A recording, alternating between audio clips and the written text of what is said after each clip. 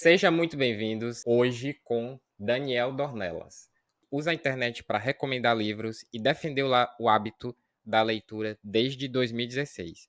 É influenciador, escritor, palestrante e acadêmico de medicina. Daniel, como é que foi essa sua história com a literatura? Nicolas, então, eu sempre gostei muito de ler por conta de um incentivo dos meus pais e da minha escola. Eu sempre estudei em escola pública, e os meus pais, eles não tiveram oportunidade de estudar, né, então eu sou o primeiro da minha família a ingressar no ensino superior. E eles falavam para mim que se eu quisesse ter um futuro diferente, eu deveria, né, gostar de ler, gostar de escrever, porque isso era fundamental. E eu acreditei nisso, eu embarquei nessa ideia deles e na escola eu fui apresentado a uma biblioteca muito bonita, assim. Eu lembro que, era uma escola simples, uma escola pública, mas a biblioteca era um lugar quase mágico, assim, sabe. E eu gostava muito daquele ambiente e tinha muito incentivo das professoras da época para ficar lá, para aproveitar aquele ambiente, pra aproveitar aquele espaço, para ocupar aquilo ali. Então, cada vez mais eu me tornei, assim, um ratinho de biblioteca, sabe, com o incentivo dos meus pais, e das minhas professoras.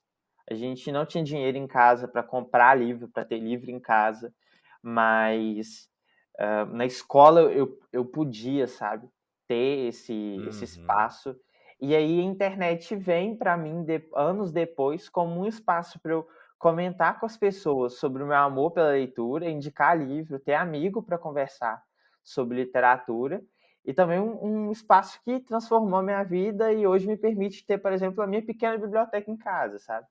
Uhum. Então, vem daí, é uma história bonita, uma história que não é fácil, mas que eu me orgulho muito. A leitura em si, né, ela tem esse poder de unir, né? Ela une gostos diferentes, ela une, né, pessoas diferentes, ideias diferentes. Tu também é escritor, né? Então, a escrita, acho que todo leitor tem um pouquinho, né, de ser escritor ou de querer escrever alguma coisa, mesmo que não conta para Uhum, ninguém, sempre tem um caderninho, uhum, sempre tem uma nota ali no celular, colocando algum pensamento, assim. E assim como a leitura, a escrita para mim é terapêutica, sabe, é algo que me uhum, faz muito bem, é um lugar para mim que me oferece paz, que me oferece descanso. E então eu comecei a escrever mesmo, durante a adolescência ali, mas naquela coisa de entregar para o papel aqueles problemas que todo adolescente tem, aqueles amores, aquelas coisas que ficam ali angústia, na né, sei lá. e colocar aquilo no papel. Então eu comecei a escrever por isso, e depois, com o projeto na internet, eu fui percebendo que tinha um espaço de gente que gostaria de ler algo que eu escrevia. Então, eu fui, lançar livro no Wattpad, que é uma plataforma gratuita, né, e foi uma experiência muito bacana. Depois comecei a escrever coluna para jornal, primeiro com crônica, né, Hum, e continuei, assim, e hoje eu fico no âmbito da ficção e de não ficção, fico transitando. Às vezes eu, publico no jornal algum relato, de paciente, alguma coisa que eu acho muito bonita, alguma história, sabe, que é marcante, assim. Às vezes eu invento também histórias e aí publico uma ficção. Estou trabalhando agora em uma ficção aí para a Amazon, para publicar, direto na plataforma, né. E eu gosto demais, cara, assim, eu fico transitando ali entre os 2 meios sim. e pra mim tá tudo certo. Eu estava até conversando com uma amiga psicóloga, eu disse que a leitura ela me acalma. Tu tem noção do que é isso, né? Tipo, eu conheci pessoas já que a leitura para ela é horrível, assim, ela pra ela tá lendo, ela tá só obrigado, né? E eu acho que para mim a leitura tem sim esse papel terapêutico, né, de acalmar e também de ensinar, né, de inspirar, que eu acho que a leitura tem muito disso. Tu, nas tuas redes sociais, tu faz um trabalho, né, muito legal de disseminar, né, disseminar a literatura, a leitura, incentivar, né, todas as idades. Tu tem algumas dicas de como a pessoa pode se inserir no mundo da leitura? A minha família não é leitora, assim, Os meus pais, eles não têm esse hábito. Não foi algo Uhum. que eles foram educados e nem incentivados a manter. Diferente da forma que foi comigo, né? Mas uma coisa que eu percebo assim no cotidiano, tanto a partir da vida aqui do lado de fora, mas também no meu trabalho na internet, nas palestras que eu faço nas escolas, é que existem sim estratégias que a gente pode empregar para que uma pessoa comece a se habituar com a leitura. A primeira delas é que ela procure ler algo que ela gosta. Ah, mas Uhum. Daniel, a pessoa não gosta de ler, como é que ela vai procurar alguma coisa que ela gosta? Cara, é muito simples. Por exemplo, se ela gosta de assistir filme, série, alguma coisa do tipo, ela deve pegar o assunto. Então, se é algo relacionado a crime, se é um romance, ou se é algo do tipo documentário, que ela procure um livro que tem um gênero semelhante, assim. Talvez até o livro que inspirou determinado filme, determinada série ou Uhum. documentário, né? Já é uma forma de aproximar. E uma outra dica, assim, que eu acho muito importante é a pessoa decidir um horário do dia que ela vai estar um pouco Uhum. mais calma e que ela vai conseguir aproveitar aquele momento, assim, sem uma obrigação, sem ser interrompida. E não precisa ser horas de leitura, não precisa ler Uhum. 100 páginas em um dia. Se você não tem o hábito da leitura, você leu 2 páginas em um dia, cara, você já fez uma coisa maravilhosa por você. E se é o caso de uma pessoa que não tem acesso a livros para comprar, né, existem possibilidade de ler pelo celular, tem aplicativos gratuitos aí para oferecer livro, tem a possibilidade de ouvir audiobook Uhum. gratuito na internet também. Tem a oportunidade de você conseguir pegar um livro em uma biblioteca. As bibliotecas públicas estão aí para isso. Uhum. Então, são algumas dicas aí que eu tenho certeza que podem ajudar. E eu também não tive esse hábito quando pequeno, né, mas eu fui desenvolvendo na adolescência. Mas eu acho que eu fui ler um livro mesmo, tipo, de ficção, né, que aí eu fui buscando, que eu gostava muito do Senhor dos Anéis, e é igual você falou, aí eu fui ler o livro do Senhor dos Anéis, né, e o Tolkien, que é o escritor, ele se tornou o meu autor de ficção favorito. Aí depois eu fui entrando no não ficção, né, que é o que eu mais leio hoje. Se faz também alguns trabalhos de educação, né, voltados para palestras e levar a palavra para instituições públicas, né. Cara, as palestras é, é uma coisa que me recarrega, sabe? É muito gostoso, assim, porque a minha rotina não é fácil, a rotina de ninguém é, né? Assim, às vezes, é algo que eu tomo muito cuidado, assim, é para não deixar nas minhas redes sociais parecer que é tudo perfeito, aquele mundo, assim, onde não há Uhum, problemas, onde não há dificuldade com a rotina, né? Então é algo que eu cuido muito. E de vez em quando, uma vez por mês, aí eu tenho uma quebra nessa rotina para poder ir até uma escola e comentar, a convite dos professores sobre como a leitura e a educação são importantes para mim, como que tudo isso transformou a minha vida, né. E eu acho muito legal, porque eu fico no meio deles, sabe. Eu não gosto de ir para a sala dos hum, professores, nada do tipo, eu gosto de estar ali, assim, entre eles, e conversar, e ver o que que eles têm a me dizer, trocar uma ideia, e aí eu passo meu contato e peço para eles escreverem depois o que é que eles acharam, porque muitas das vezes o adolescente ele tem esse medo, sabe, de se abrir ali perto dos outros, e é uhum, muito bonito, é muito gostoso que eu recebo mensagem assim de gente falando que nunca pensou que podia nem sonhar com entrar na faculdade, e aí ele recebe esse incentivo, sabe. E para mim é uma forma de devolver algo que eu recebi, porque eu sempre estudei, no ensino público. Hoje eu estudo em uma instituição privada, mas eu estudo em uma instituição privada por conta de uma bolsa que eu ganhei graças à educação pública. Então eu bato sempre nessa tecla, sabe, que é algo que a gente precisa valorizar, que é algo que a gente precisa defender, que a educação é tão importante a ponto de a gente ter que lutar por ela, né. Então, muitas vezes a gente está acostumado a ver governos que desmontam a educação, assim como o sistema Uhum. público de saúde. E o que eu quero e o que eu incentivo as pessoas nas palestras, nas redes sociais, é justamente que a gente possa fortalecer isso e mostrar que uma educação pública forte é sinônimo de transformação social. E quando eu falo em transformação social, é da qualidade de vida. É poder mostrar para as pessoas que, por exemplo, a leitura, ela é também lazer. Que a leitura não é obrigação. Você não é só Uhum. obrigado a ler Machado de Assis, Guimarães Rosa e Clarice Lispector, porque são os grandes autores. Eu quero que você leia aquilo que você quiser, porque você teve vontade de ler. E se você quiser ler João Guimarães Rosa, Machado de Assis e Clarice Lispector, que você leia porque é gostoso, que você leia porque você é Uhum. capaz de entender aquilo que está escrito ali.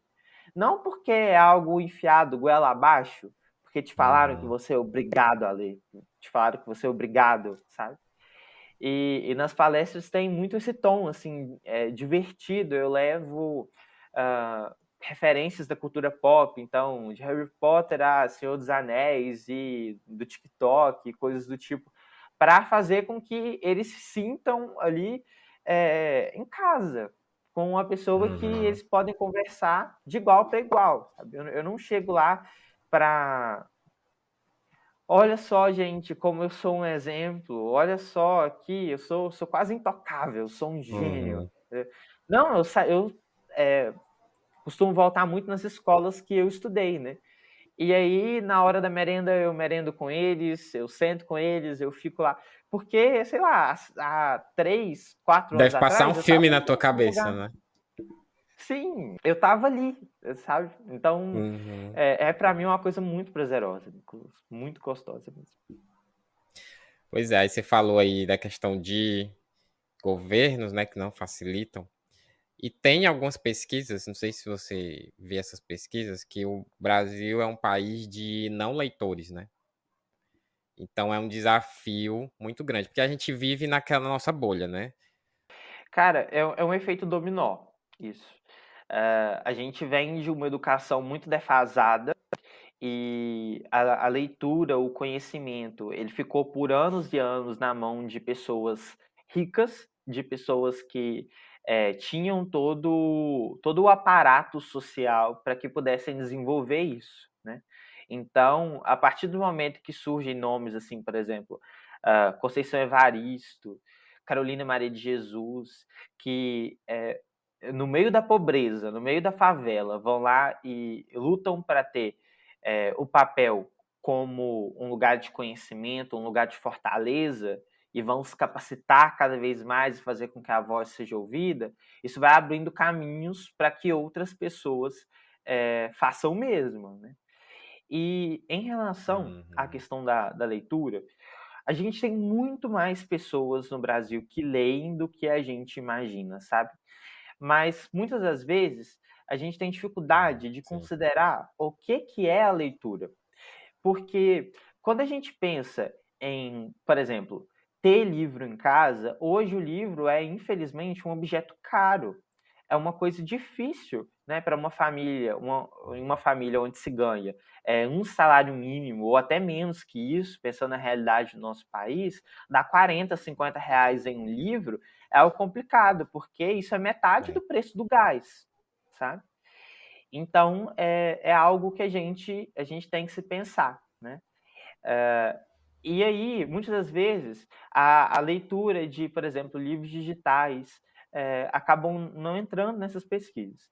Mas ainda assim, é uma coisa Uhum. preocupante. Por exemplo, hoje a gente tem uma média no Brasil de 3 livros, né? Enquanto países como Canadá, Austrália, as pessoas leem 12, Uhum. cada uma.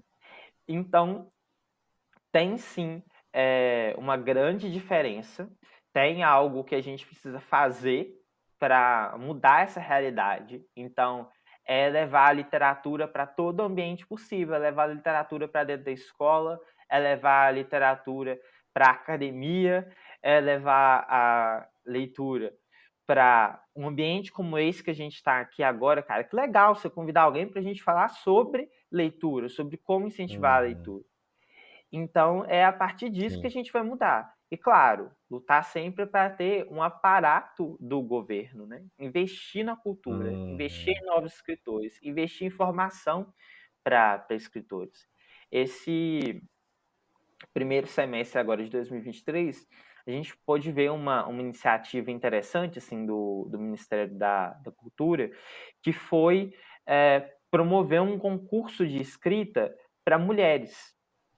E aí esse concurso ele vai premiar com 50 mil várias escritoras do país que enviaram seus livros para que fossem avaliados, e aí vai ter um processo de seleção e tal. Então, é a partir desse tipo de estratégia, em mostrar que pessoas desconhecidas também produzem Uhum. e que para escrever ou para ler, você não precisa necessariamente de ter cursado o ensino superior. Não, isso é para todo mundo, cara. Basta ter Uhum. incentivo e mostrar que é algo alcançável. Não só de pessoas desconhecidas, né, pessoas diferentes, mas de locais diferentes, né, que eu acho que isso traz uma diversidade, isso agrega, né, isso une. Uma escritora daqui de Fortaleza, claro que aqui ela vai ter, né, apoio de algumas coisas, de algumas iniciativas, mas ela começa a ver aqueles outros, né, de São Paulo, Rio de Janeiro, que tem, né, elas conseguem uma visibilidade maior.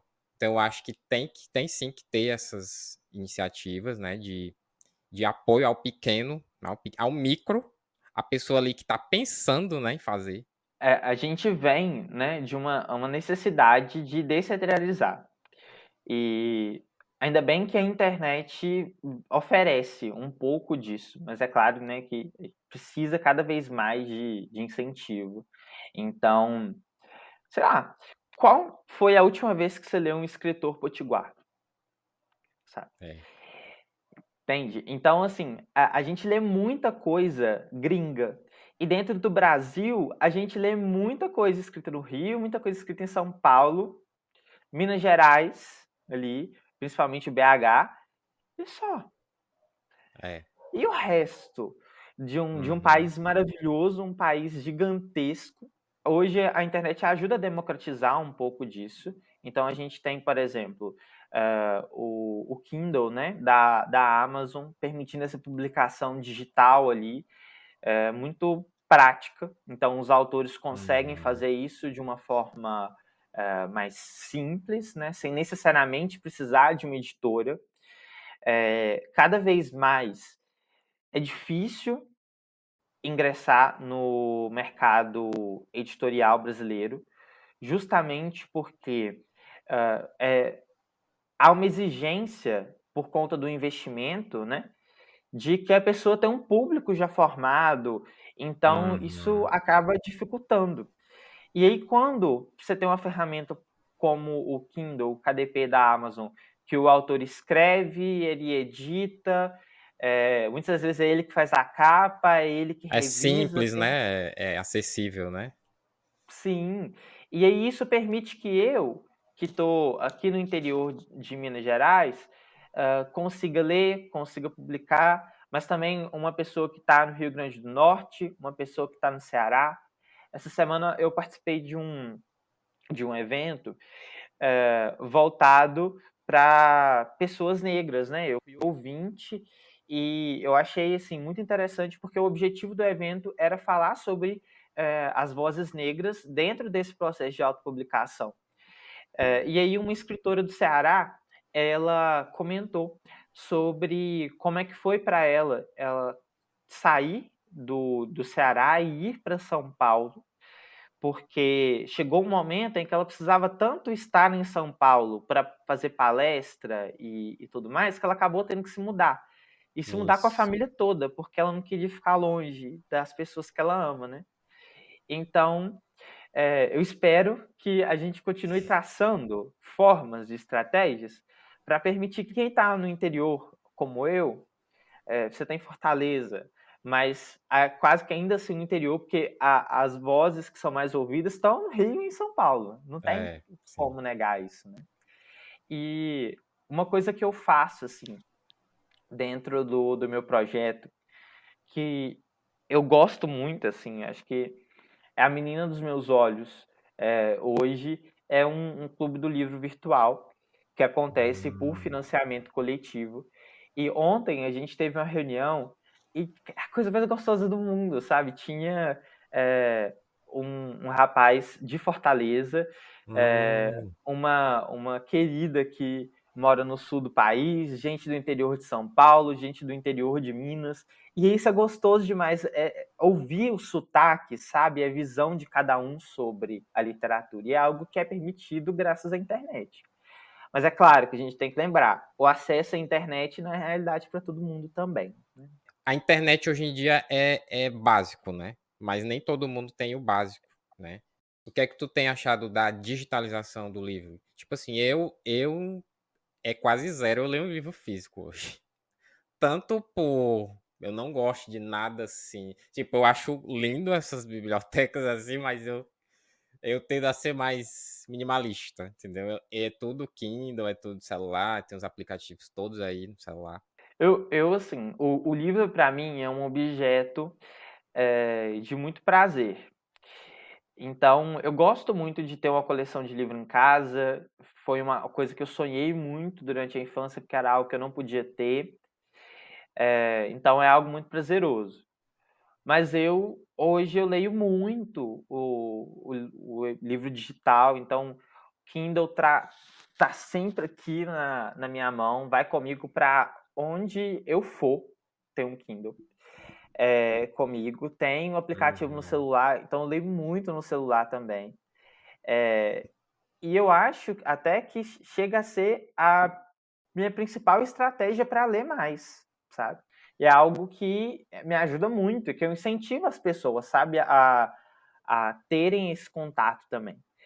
Eu não acho que o livro físico vai perder o seu lugar. Na verdade, Uhum. eu percebo assim que existem públicos diferentes para cada um, sabe? Tem gente que fica ali nos dois, tem gente que prefere um, tem gente que prefere o outro. E o livro físico ele vai continuar ocupando seu espaço justamente por ter essa questão de todo um prazer que é voltado para a Uhum. leitura na questão sensorial. Sim, sim, sim, sim. Tem gente como eu que sente muito prazer em abrir o livro, em sentir o cheiro do livro, em sentir a textura do papel. Para mim é Aham. uma coisa muito gostosa. E eu vou continuar. Eu tenho o maior prazer, assim, de ter um livro assinado pelo autor, sabe? Ou se eu escrevo, Sim, poder sim, sim, assinar o sim. livro. Então é algo que eu não vejo como acabar.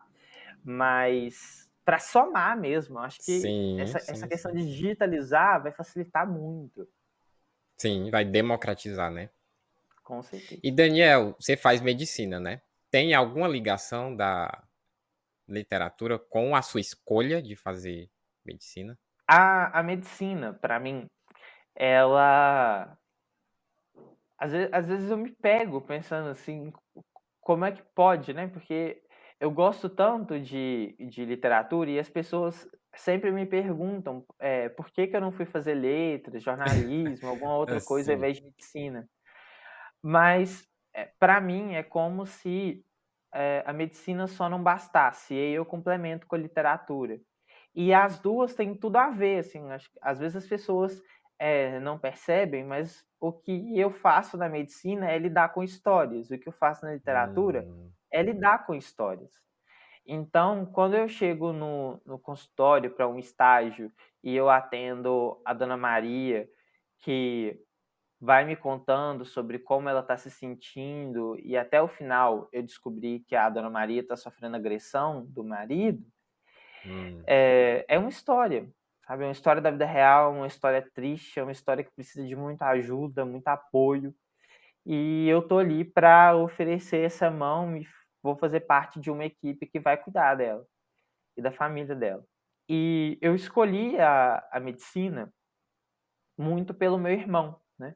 Eu tenho um irmão gêmeo, que é o Davi. O Davi é uma pessoa com deficiência, por um erro médico. Ele teve um quadro de Nossa, foi por erro médico mesmo. foi por erro médico.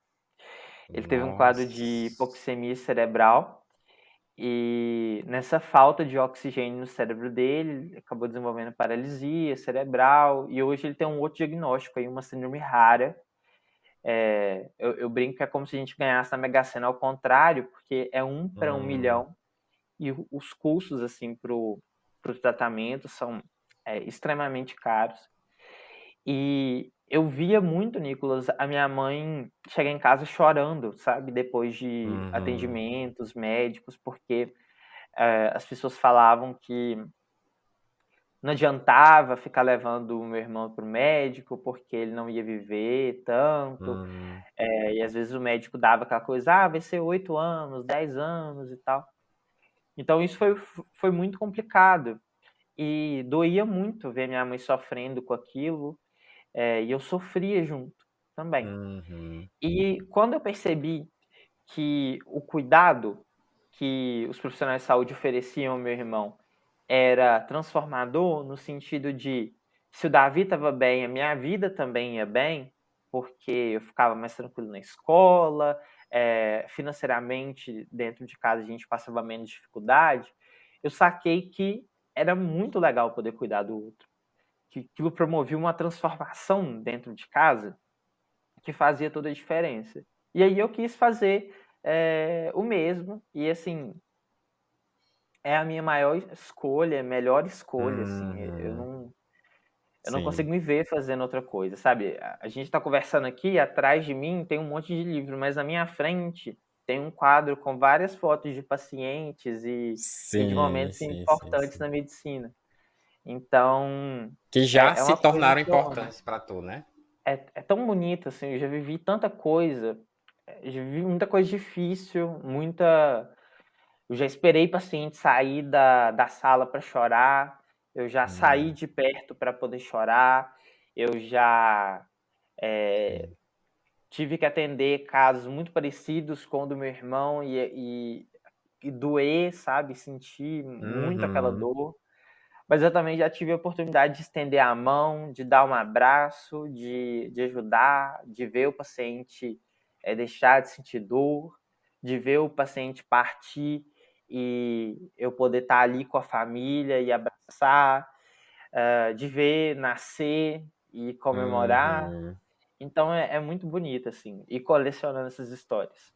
Às vezes eu vejo, você coloca muito aquele livro da Ana Cláudia Quintana Arantes, né? Que inclusive eu já li, ela tem vários livros, já li dois. Tem um que é o principal, né? Que é, A morte é um dia que vale A a pena Morte é um viver. Dia que Vale a Pena Viver. Pois é, quando eu li esse livro, é tipo assim, aquele livro que você fica pensando nele uma semana inteira, né? Que ela conversa, né, com os pacientes, que os arrependimentos e tal, né? Tem os cuidados ali paliativos. Eu acho que está muito envolvido aí, né? Você faz algum trabalho assim? Não, né? Porque tem uma área específica para isso. Eu tenho a sorte, assim, de estar em um lugar eh, em que os professores priorizam muito os cuidados paliativos.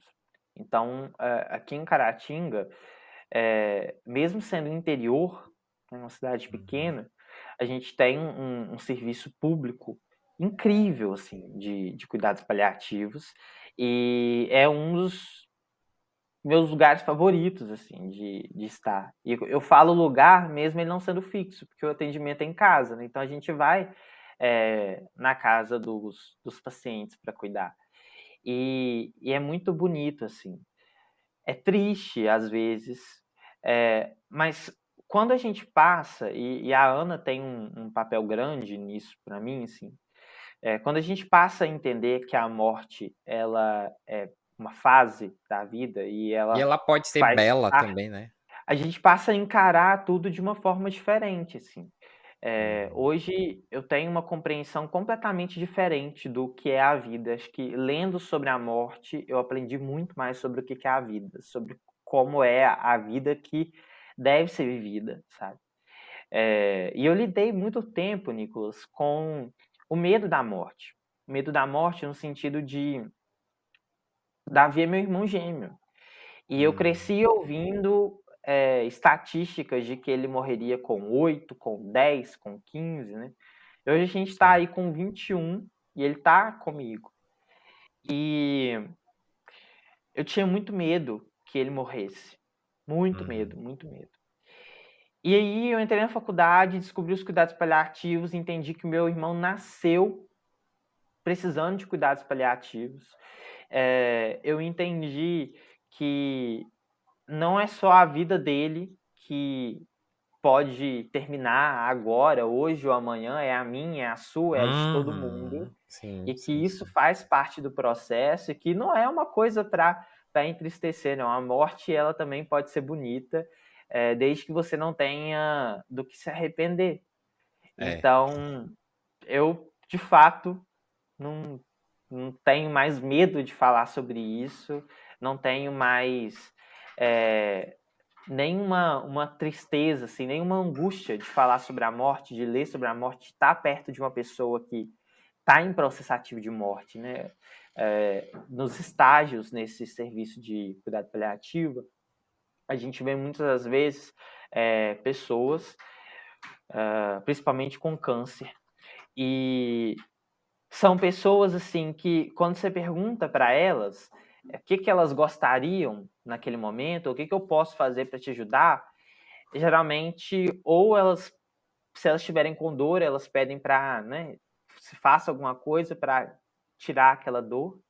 Se não, elas só querem conversar ou elas só estão torcendo para ter uns dias a mais ali para poder ficar perto da família, ficar perto de quem se ama, para poder Uhum. fazer algo que elas gostam. E é isso que vale da vida, é isso que eu vou levar daqui. Sim, Que eu sim. vou, se eu morrer hoje, eu vou ir, cara, olha, vou olhar para trás, vou pensar assim, eu consegui ajudar algumas Uhum. pessoas. Eu fui para as escolas, eu incentivei pessoas a transformar, né, a vida delas pela educação, pela leitura. Eu Sim. conversei com o Nicolas e levei a minha voz para que ela fosse Uhum. ouvida. Eu tive com a minha família, eu tive com as pessoas que eu amo, eu disse para elas que eu amo. Então, Uhum. é tudo Sim. coisa que eu aprendi estudando a morte, vivendo a morte, e é algo que todo mundo acho que precisa ter contato. Você citou aí o livro da Ana, eu vou recomendar um outro aqui, que é também de uma Ana, né? Que é Hum. a Ana Michele Soares, que é uma paciente paliativa. Hum. A Ana tem uma história assim, muito interessante, e ela faleceu agora no início de 2023, mas ela deixou assim 3 livros maravilhosos. E o último, que é Hum. o Entre a Lucidez e a Esperança, ele tem uma passagem onde ela fala sobre ter ido com uma amiga para assistir um filme uma vez, no início do tratamento dela, e o filme era A Culpa das Estrelas, né, que é conhecido ali por ter justamente Uhum. personagens com câncer e tal. E aí ela fala que daquele dia em diante ela começou a se apresentar como eu sou uma garota que vai morrer. Hum. E aí no livro ela coloca assim uma linha para a gente completar e colocar com o nosso nome, que ela pede para a gente repetir em voz alta, inclusive. Eu sou o Daniel e eu sou um garoto que vai morrer. Porque eu vou Uhum. morrer, você vai, todo mundo vai. Então fica aí uma outra A dica de leitura muito diferença é boa. só que ela sabe, né? Sei lá, ela tem meses, né? Anos. Ela teve esse diagnóstico de anos? Foi meses? Como foi? Ela teve e ela superou em todos os sentidos, assim. Quando ela descobriu o tumor já tinha uma metástase, né, então, já era um câncer muito avançado, e ela superou todas as expectativas, ela viveu anos e anos, né. Na verdade, essa coisa do tempo, a gente pensa às vezes que quem tem mais tempo somos nós, que não temos nenhum diagnóstico e tudo mais. Uhum. Quando na verdade, não sei, eu posso sair na rua agora e ser Uhum. atropelado, ou eu posso Sim, ter um mal sim. súbito. Qual que é a Bater, cair no chão, estatística bater a disso? cabeça no chão, É, cair. Eu costumo pegar livros aleatórios. Então, o da Ana Cláudia Quintana Arantes, eu peguei assim aleatório. Então, eu nem sabia o que era um cuidado paliativo, né? Eu só, sei lá, li o resumo, vou ler. Então, se não fosse a leitura, esse mundo não teria sido aberto para mim, né? Pra gente ver como a leitura, ela tá ligado em vários aspectos, né? E também na nossa visão de mundo, né? Vai agregando, vai somando, vai expandindo. E Eu é acho o isso. impacto disso, né? Porque, assim, a partir do momento que você leu esse livro, você tomou conhecimento do que é Uhum, cuidado paliativo, você sim. já tem a possibilidade de ter uma qualidade de morte, né? Nossa, mas Daniel, o Uhum, que é isso? Que papo é esse? Qualidade de morte, cara? É qualidade de morte. É possível morrer com qualidade, sabe? Morrer sem dor, morrer perto de quem você ama, morrer sendo cuidado por alguém que te ama, não por qualquer uhum, pessoa, né? Então, tudo isso tem uma diferença imensa. E a partir do momento que você tem acesso a essa informação, você já começa a se planejar. Você começa a isso. pensar em como vai ser sua velhice. Você tem a possibilidade de fazer, por exemplo, as suas diretivas antecipadas de vontade, que é registrar Hum, em um documento aquilo que você quer e aquilo que você não quer que seja feito com você. A partir do momento em que você não consiga mais decidir, então você já tem algo ali registrado. Então, isso veio para você por conta do conhecimento, por conta da literatura, sabe? sim. Então, é uma coisa que eu vou defender assim, até o fim, que é essa possibilidade que a literatura dá para a gente. Conhecimento é sim poder. É Uhum, sim sim. poder. E a gente tem que descentralizar. A gente tem que tirar isso das mãos das pessoas que sempre tiveram É. acesso e que tomaram conta de tudo e levar para o Nicolas, levar para o Daniel, levar para a família do Nicolas, família do Daniel que está no interior, levar para quem mora na favela da minha cidade. Tá? É isso que a gente tem que fazer. É essa necessidade que é urgente. Sim, sim, sim. E Daniel, teu irmão, hoje você já consegue cuidar dele? Como é que é essa experiência? De só ser um observador para ser mais ativo? É muito bonito, assim. Hoje em dia eu consigo ser muito ativo no processo de cuidar do meu irmão. Então, eu tenho um auxílio assim com os professores de tá sempre buscando o que eu posso fazer para ajudar, para dar qualidade de vida para ele. E é um amor tão bonito, é um amor tão puro, assim. O sorriso do Davi quando ele está comigo, o Davi não fala, o Davi não anda, mas é infinito, sabe? O nosso convívio, o amor que tem entre a gente, mesmo que ele não se comunique, como eu estou me comunicando com você, ele sorri. Eu vejo no Uhum, olho dele, nos lábios dele, como é que ele se sente bem comigo, como é que faz sim, bem um carinho, sabe? Então é muito gostoso, assim, e eu sou muito grato pela possibilidade que a faculdade me oferece de cada vez mais poder investir no cuidado do meu irmão. Eu escolhi a medicina por conta desse convívio com ele. É óbvio também, né? A medicina hoje ela é uma profissão muito bem remunerada uhum, dentro do nosso país, né? Eu não vou ser sim, hipócrita de uhum, dizer uhum, que não é algo que eu também pense. O dinheiro é uma coisa uhum, necessária. Muitas das vezes eu já vi meu irmão sofrer por a gente não ter dinheiro para cuidar dele com os tratamentos mais avançados, ou muitas das vezes, por não conseguir uma medicação pelo SUS, hoje ele usa o extrato da cannabis, né? O uhum, canabidiol. E para a gente conseguir isso foi um custo, assim, porque é muito caro, e aí para conseguir pelo SUS é uma luta muito grande. Então, eu não posso dizer que ter dinheiro não ajudaria a cuidar dele, uhum, sabe. sim, sim, Então sim, sim, é um objetivo fazer as coisas que eu amo, cuidar das pessoas, também conquistar de forma justa, de forma legal, aquilo que eu puder conquistar para oferecer qualidade de vida para ele, para minha família. E é tudo coisa que eu estou fazendo através da educação, tudo coisa que eu estou fazendo através da literatura. Essa estante que sim, está atrás aqui de mim, quem está assistindo a gente tá vendo, mas quem for eventualmente apenas ouvir, pode imaginar, assim, 3 estantes lotadas de livro. Cara, eu nunca tive dinheiro para isso tudo veio porque uma editora me mandou, um escritor me mandou, hum, então, são coisas que a gente vai conquistando aos poucos, sabe? E o cuidado com o Davi tem vindo assim também, aos pouquinhos. Cada vez eu tenho a possibilidade de oferecer um pouco mais e isso me deixa muito realizado. Se você pudesse indicar aí 3 livros que todo mundo deveria ler, quais seriam? pensar aqui rapidinho. É tipo assim, se me perguntarem assim, Nicolas, 3 filmes aí que todo mundo deveria ver, eu também não saberia.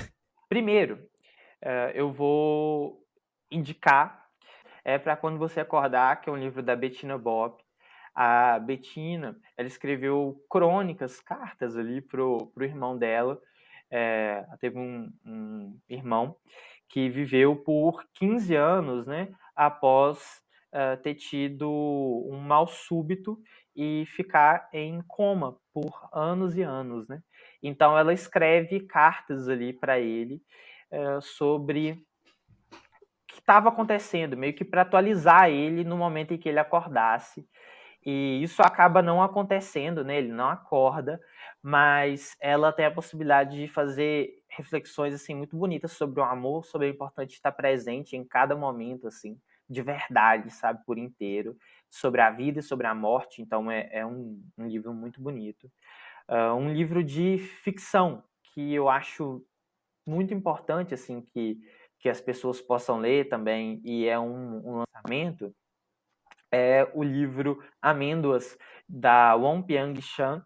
É um livro de ficção sul-coreano que vai trazer ali um personagem com alixetimia, que é uma condição neurológica em que a pessoa não consegue demonstrar seus sentimentos, sabe?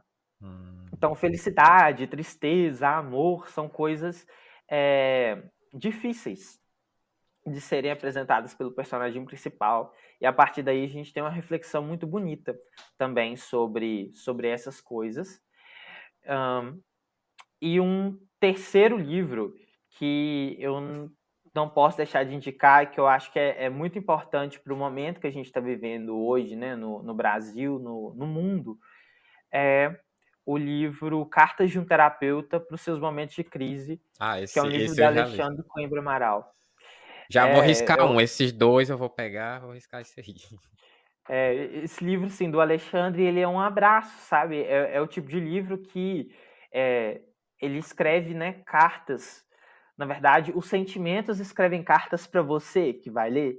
E o Nicolas vai poder confirmar isso, assim, porque é uma coisa que abraça a gente, é um tipo de Hum, literatura que te mostra, olha, seu sentimento é válido, a sua tristeza é uhum. válida, a sua raiva é válida, o amor que você sente, a saudade que você sente, isso tudo é válido, isso é real, isso precisa ser sentido.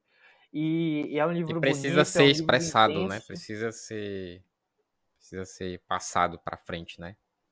Sim, é um livro assim que eu vou indicar aí para a vida toda. E fora que o Alexandre é uma pessoa assim fofa demais, gentil demais. Se você for leitor dele, entra lá, manda uma mensagem para ele, ele vai te responder. Hum, É muito acessível, é muito querido. Ele tem mais 2 livros, tem um aí que vai sair em breve, novo. Ele tem Exaustão no Topo da Montanha, que é também um livro assim muito bacana para esses tempos assim digitais, né, onde a gente vive cansado nessa correria do dia ah, a dia. Ele fala aí sobre se sentir exausto, né, e sobre o que é estar exausto, para caso você não perceba que você está. uhum.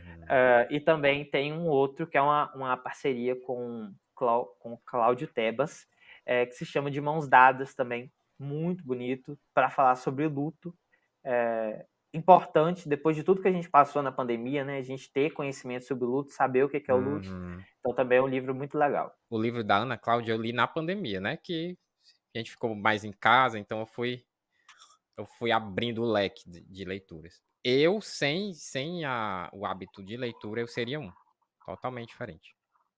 Né? E isso foi uma escolha minha de inserir esses hábitos. Porque no início você fica, né? Sei lá, lê 2 páginas, aí você diz, não, esse livro aqui não é para mim, aí procura outro, né? Porque o que é que acontece geralmente? A pessoa, ela tá ouvindo, aí vai ler algum desses 3 livros, ela não se adapta bem, né? Aí já desiste. Mas tem um mundo, né, de possibilidades que a pessoa ela pode achar ali o perfil dela, né? Começar um novo hábito é difícil, mas manter a constância é muito mais difícil. Dar sequência a isso é muito mais difícil. Uhum. Tomar coragem de pegar um livro hoje e abrir e ler algumas páginas, vai ser difícil. Voltar amanhã para continuar a leitura vai ser ainda mais difícil. Então, quando eu vou falar sobre o meu amor pela literatura, eu não quero mostrar para ninguém que é como se fosse algo fácil, Hum, simplesmente bonito. Não, às vezes é preciso às esforço vezes. para manter, mas eu garanto que vale a pena. Às vezes o seu Se emocional, né? Você não tá muito bom pra leitura. Isso não diz sobre o hábito. São só momentos, né? Com certeza. Então, assim, é algo que é muito importante a gente falar, né? Porque às vezes eh, as pessoas acham que é muito simples, que é muito Uhum. fácil, ou que se deu errado, se não funcionou de primeira, é porque eu que sou ruim, mas não é, não é não. É porque é assim mesmo, faz parte do Sim, jogo. sim, sim, sim. Você precisa persistir, né? Queria te agradecer muito, muito mesmo por ter aceitado o convite. E fiquei muito feliz de participar, é sempre muito bom bater um papo assim. Espero que a gente possa conversar outras vezes, foi muito agradável e sucesso pro projeto. Acho que você tem muita coisa interessante para falar para as pessoas assim. Eh, eu conheci o Nicolas, gente, em um hostel, um lugar muito simplesinho, em Belo Horizonte, quando eu estava fazendo vestibular. É, pois E, é.